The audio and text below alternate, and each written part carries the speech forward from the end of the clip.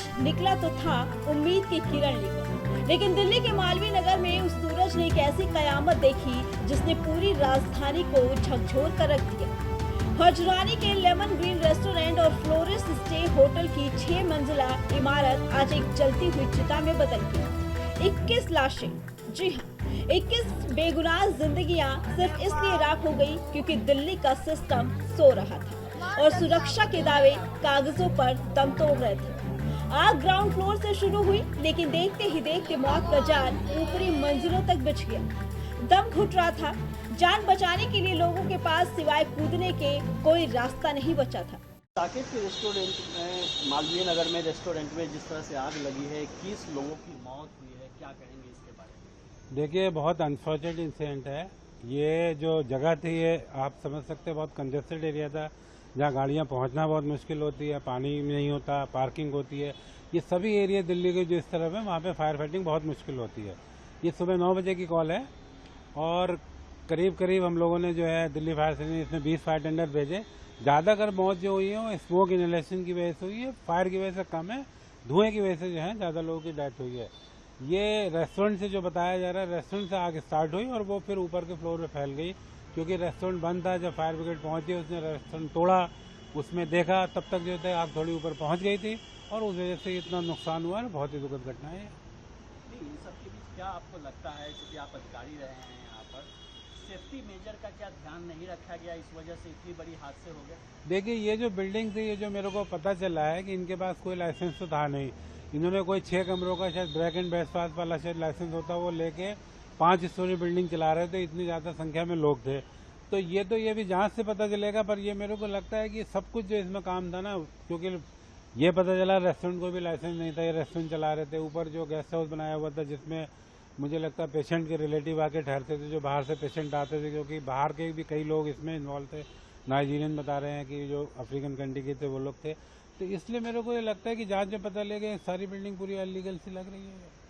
जानकारी मरने वालों में ज्यादातर विदेशी पर्यटक थे जो भारत की मेहमान नवाजी का स्वाद चखने आए थे, लेकिन उन्हें मिला मौत का तांडव। सबसे बड़ा सवाल ये है कि आखिर एक 6 मंजिला व्यवसायिक इमारत में इमरजेंसी एग्जिट क्यों नहीं था? बेसमेंट का दरवाजा बंद था और पुलिस को कटर से उसे काटना पड़ा। क्या यही है दिल्ली का फायर सेफ्टी मॉडल? विभाग को मिली थी और कितने जनों को रेस्क्यू किया गया, क्या कुछ सिचुएशन बनी? देखिए, 8:50 पे दिल्ली फायर सर्विस को कॉल मिली थी। 8:51 पे गाड़ियों को भेजा गया था। इनिशियली 7 गाड़ी टर्नआउट हुई थी, जो कॉल जैसे ज़्यादा आई हैं तो उसके बाद और गाड़ियाँ टर्नआउट करी गई। जो हमारी टीम मौके पर पहुंची थी, उन्होंने आते ही 37 लोगों को इस बिल्डिंग से निकाला है, रेस्क्यू किया है और अभी उनका स्टेटस मेरे पास नहीं है। हम पता कर रहे हैं हॉस्पिटल से कि उनका क्या स्टेटस है। सर, कितनी फायर टेंडर्स इसमें ऑपरेशन में इंक्लूड रही और क्या क्या सिचुएशन अभी बनी है, कि अभी भी लोग फंसे हुए हैं? देखिए, टोटल फायर टेंडर तो मैं आपको चेक करके बता पाऊंगा, अभी मेरे पास डाटा मुझे देखना पड़ेगा।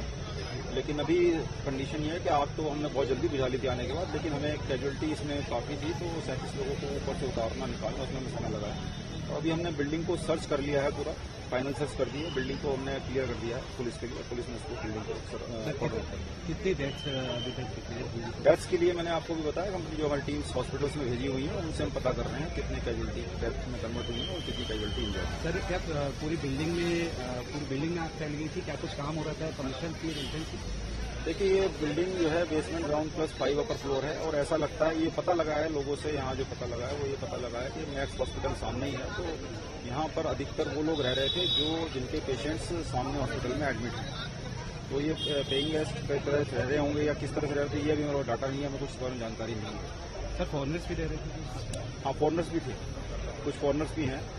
जो हमने जो ऑफिसर यहाँ शुरू में पहुंचे थे उनसे पूछा तो उन्होंने बताया कि स्टॉपेज आगे स्टॉप बहुत पहले आ गया था। अभी बिल्डिंग भी हमने क्लियर कर दी है, बिल्डिंग में पुलिस ने कॉर्डन ऑफ कर दिया था। ये सुबह लगभग 9 बजे के आसपास की बात है। जैसे ही हमको सूचना मिली कि यहाँ पर आग लगी है, हमारे ये कार्यकर्ता हाजी कल्लू हैं, उन्होंने हमको बताया।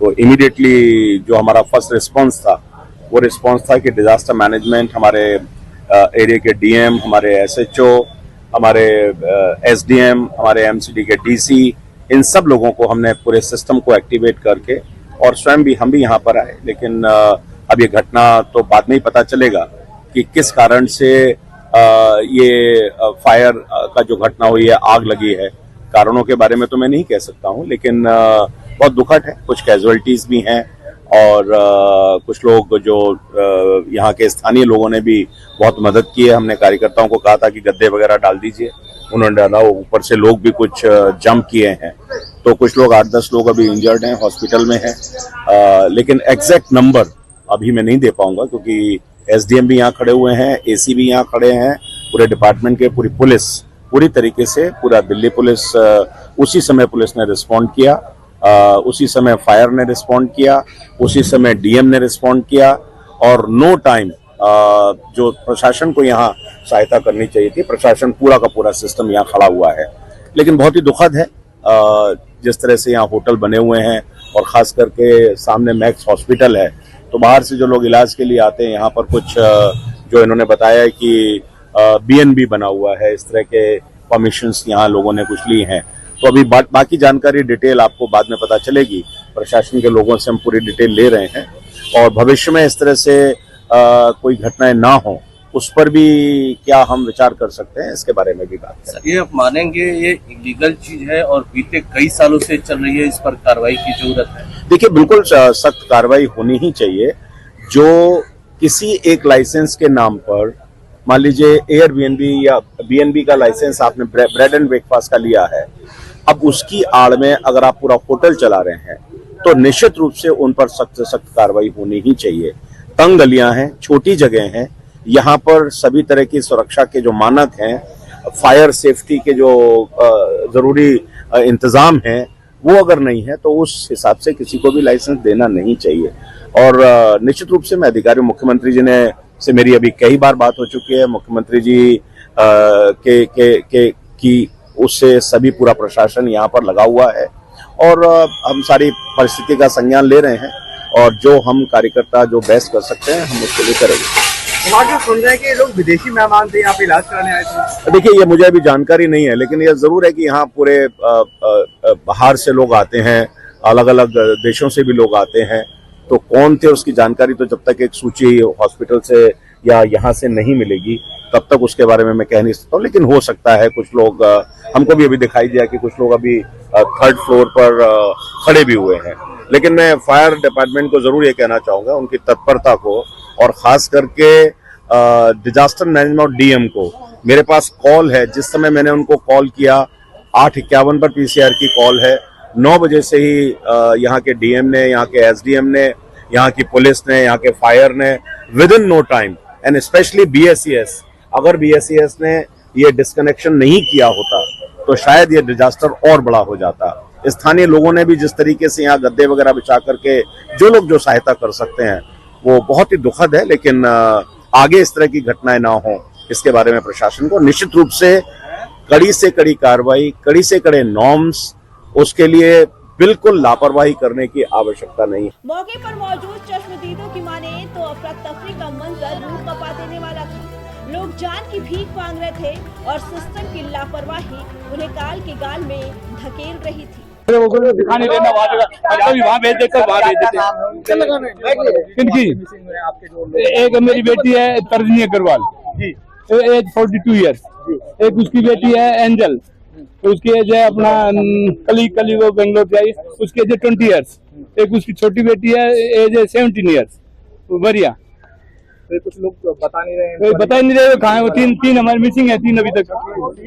हमारे दामाद वगैरह रिपोर्ट ही आ गई। क्या इलाज करवाने के लिए आए थे? उनके पापा जी बीमार थे, वो इलाज कराने आ रहे हैं, वो परसों से एडमिट है। उनके सामने हॉस्पिटल रूम, वहाँ उस बिल्डिंग में रूम दिया था। अभी नहीं मिल रही? मेरी 8:28 से बात हुई है, अगर हम तो सो रहे हैं। 8:30 के करीबन आपके हाँ, हाँ, मेरी बात भी बेटी जी। अभी पुलिस वाले का फोन आया, वहाँ चार फोन रिकवर हुए, चारों पे हमारे फोन है और वो फोन नहीं कर रहे हैं। अच्छा, क्या हुआ यहाँ पर? अस्पताल से क्या कोई मदद मिल रही है? क्या अस्पताल वाले अंदर नहीं भेज कर आजी, उन्होंने कह दिया दिखा देते हम सब, पता तो लगे हम कौन है। तो बता ही नहीं रहे। हमारे वहाँ पे 6 आदमी थे नाइट में। 2 आदमी सुबह मॉर्निंग में 6 बजे आए हैं, वोल्वो से धौला पे उतर के यहाँ पहुंचे हैं, वो भी गुजर गए दोनों।